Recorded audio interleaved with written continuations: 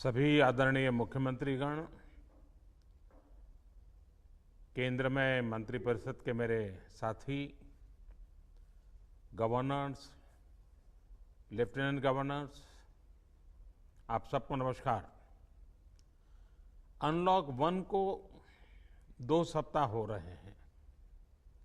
इस दौरान जो अनुभव आए हैं, उसकी समीक्षा, उन पर चर्चा हमें आगे के लिए बहुत उपयोगी हो सकती है।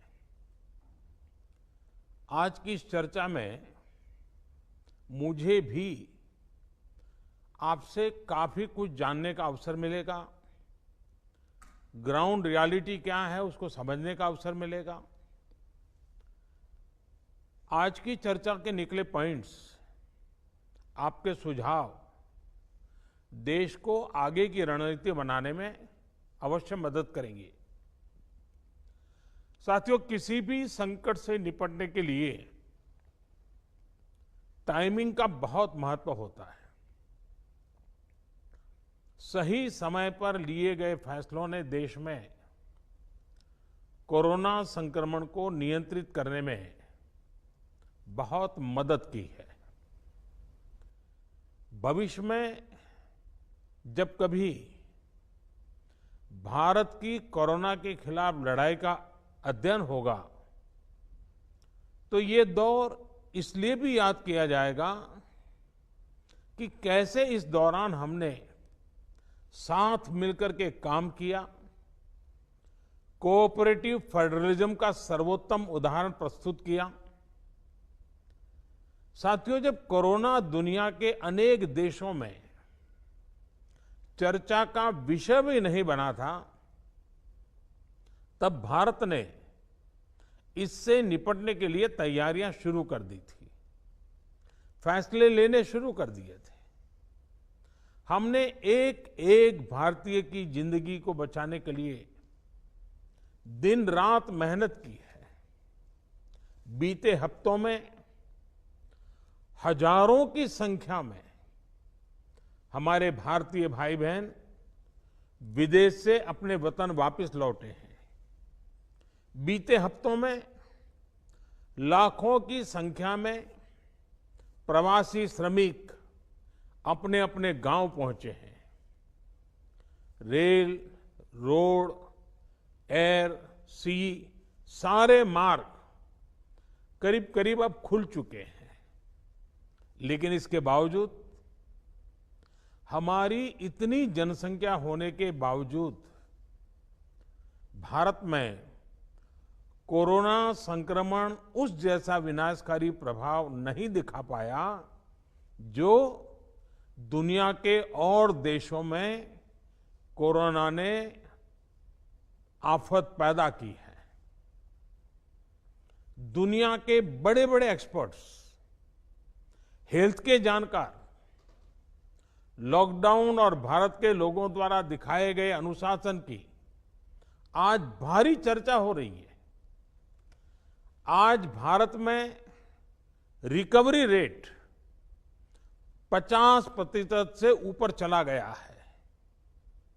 आज भारत दुनिया के उन देशों में अग्रणी है जहां कोरोना संक्रमित मरीजों का जीवन बच रहा है।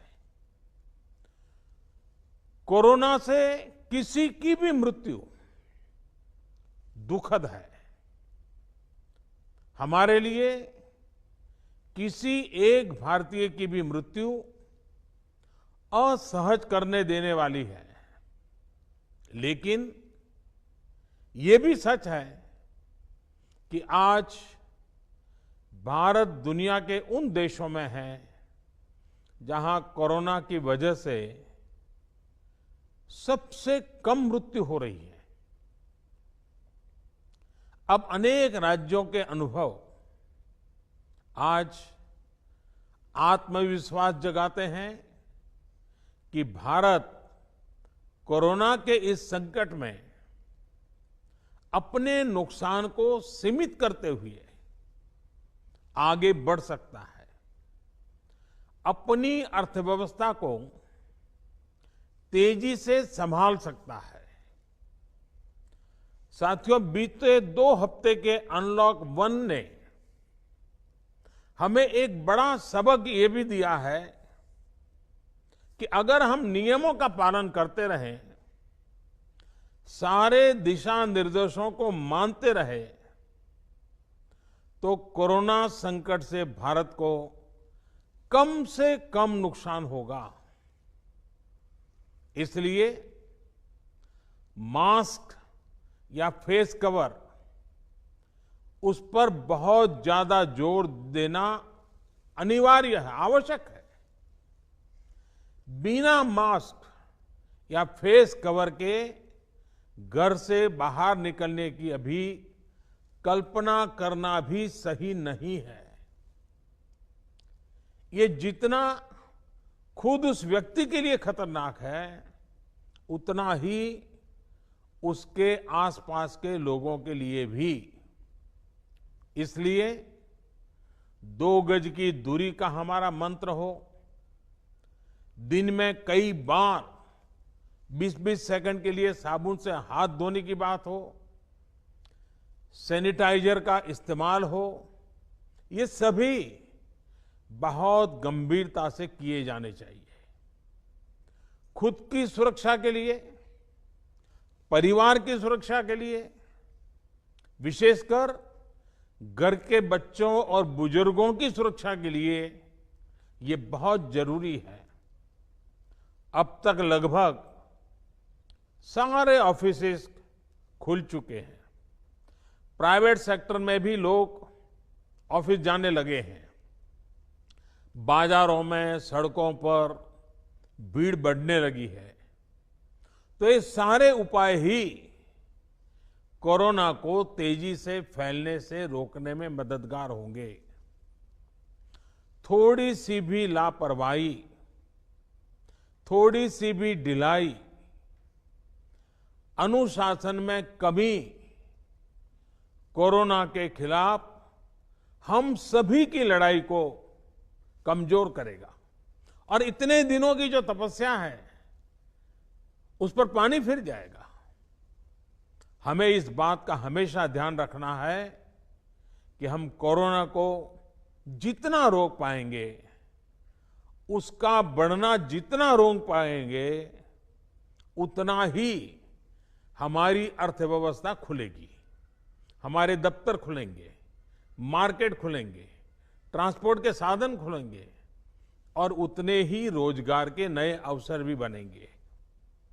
साथियों, आने वाले दिनों में अलग अलग राज्यों में इकोनॉमिक एक्टिविटी का जिस तरह विस्तार होगा, उससे मिले अनुभव दूसरे राज्यों को भी बहुत लाभ पहुंचाएंगे।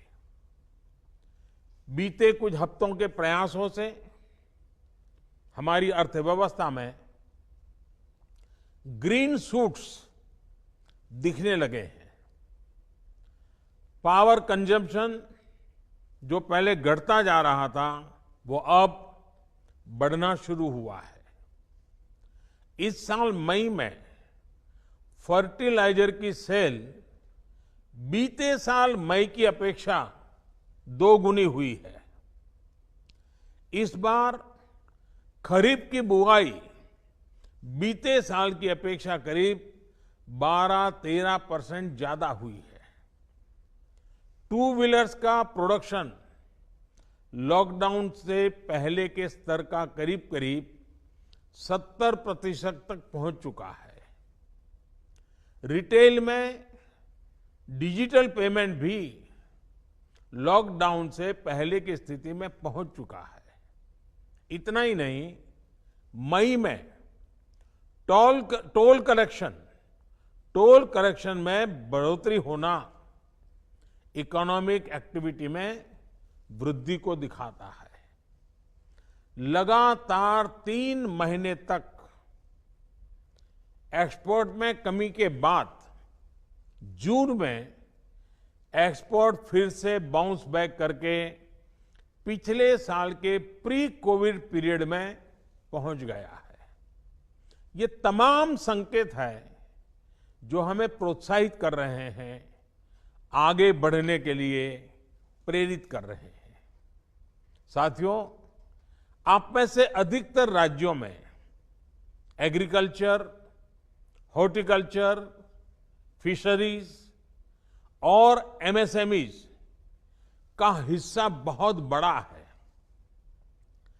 आत्मनिर्भर भारत अभियान के तहत बीते कुछ दिनों से इन तमाम सेक्टर्स के लिए अनेक प्रावधान किए गए हैं।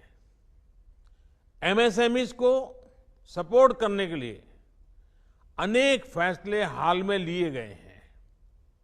समयबद्ध तरीके से एमएसएमईज को बैंक से क्रेडिट दिलाने का प्रयास हो रहा है।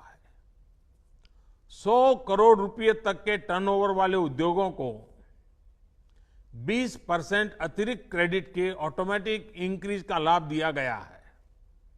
अगर हम बैंकर्स कमिटीज के माध्यम से ये सुनिश्चित करेंगे कि उद्योगों को तेजी से क्रेडिट मिले, तो वो जल्द से जल्द काम शुरू कर पाएंगे, लोगों को रोजगार दे पाएंगे। साथियों, हमारे यहां जो स्मॉलर फैक्ट्रीज हैं, उन्हें गाइडेंस की, हैंड होल्डिंग की बड़ी जरूरत है। मुझे पता है आपके नेतृत्व में इस दिशा में काफी काम हो रहा है। ट्रेड और इंडस्ट्री अपनी पुरानी रफ्तार पकड़ सकें, इसके लिए वैल्यू चेन्स पर भी हमें मिलकर काम करना होगा। राज्यों में जहां कहीं भी स्पेसिफिक इकोनॉमिक एक्टिविटी पॉइंट्स हैं, वहां 24 घंटे काम हो, सामानों की लोडिंग अनलोडिंग तेजी से हो, एक शहर से दूसरे शहर तक सामान जाने में स्थानीय स्तर पर किसी तरह की दिक्कत ना हो, तो इकोनॉमिक एक्टिविटी और तेजी से बढ़ेगी। साथियों, किसान के उत्पाद की मार्केटिंग के क्षेत्र में हाल में जो रिफॉर्म्स किए गए हैं, उससे भी किसानों को बहुत लाभ होगा। इससे किसानों को अपनी उपज बेचने के लिए नए विकल्प उपलब्ध होंगे, उनकी आय बढ़ेगी और खराब मौसम के कारण, स्टोरेज के अभाव के कारण उनको जो नुकसान होता था, उसे भी हम कम कर पाएंगे। जब किसान की आय बढ़ेगी तो निश्चित रूप से डिमांड भी बढ़ेगी और राज्य की अर्थव्यवस्था की गति भी बढ़ेगी। विशेष तौर पर नॉर्थ ईस्ट और हमारे आदिवासी इलाकों में फार्मिंग और हॉर्टिकल्चर, इसके लिए अनेक अवसर बनने वाले हैं। ऑर्गेनिक प्रोडक्ट्स हो, बाम्बू प्रोडक्ट्स हो, दूसरे ट्राइबल प्रोडक्ट्स हो, उनके लिए नए मार्केट का द्वार खुलने वाला है। लोकल प्रोडक्ट के लिए जिस क्लस्टर बेस्ड रणनीति की घोषणा की गई है, उसका भी लाभ हर राज्य को होगा। इसके लिए जरूरी है कि हम हर ब्लॉक, हर जिले में ऐसे प्रोडक्ट्स की पहचान करें जिनकी प्रोसेसिंग या मार्केटिंग करके एक बेहतर प्रोडक्ट हम देश और दुनिया के बाजार में उतार सकते हैं। साथियों, बीते दिनों आत्मनिर्भर भारत अभियान के तहत जितनी भी घोषणाएं की गई हैं, वो एक निश्चित समय सीमा के भीतर जमीन पर उतरे, इसके लिए हमें एकजुट होकर काम करना है। इस पृष्ठभूमि में कोरोना से लड़ाई और इकोनॉमिक एक्टिविटी से जुड़े आपके जो सुझाव हैं, जो तैयारियां हैं, वो जानने के लिए मैं बहुत उत्सुक हूं और मुझे पक्का विश्वास है कि अनुभव के आधार पर आपकी जो बातें आएगी, वो आने वाले रणनीति बनाने में बहुत काम आएगी। मैं गृह मंत्री जी से आग्रह करता हूं कि वे आगे की चर्चा का संचालन करें